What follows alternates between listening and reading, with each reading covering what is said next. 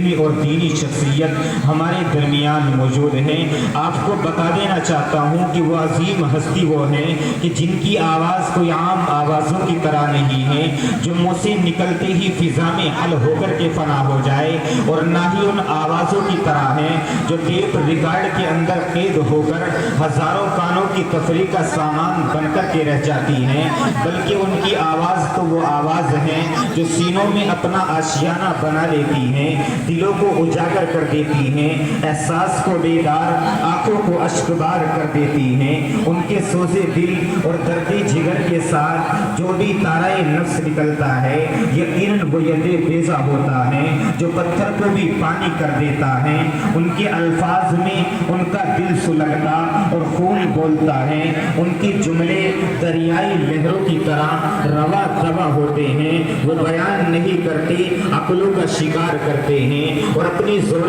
بیانی سے مجمع کو ہلا کر کے رکھ دیتے ہیں۔ ان میں دماغوں سے کھیلنے کا ہنر اور دلوں کو دہلانے کا جوہر موجود ہے۔ وہ شعلے کے مانند بھڑکتے اور رات کی طرح کڑکتے ہیں۔ ان میں پکار اور للکار دونوں موجود ہیں۔ جی ہاں، وہ عظیم ہستی مظفر نگر کی قرب و زمین سے اٹھنے والے، باغوں والی کی سرزمین پر بسنے والے، نام نامی اسم گرامی میرے استاد محترم حضرت مولانا محمد سہیل صاحب کی شخصیت ہے۔ بہت ہی ادب احترام کے ساتھ حضرت سے گزارش کروں گا کہ حالات حاضرہ سے متعلق آج ہمارے معاشرے کے اندر جو بگاڑ پیدا ہو رہا ہے اور جو بیماری اور جو پریشانیاں آج ہمارے درمیان پھیلی ہوئی ہیں، اور معاشرے کے اندر جس طریقے سے نوجوانوں کے درمیان آج شراب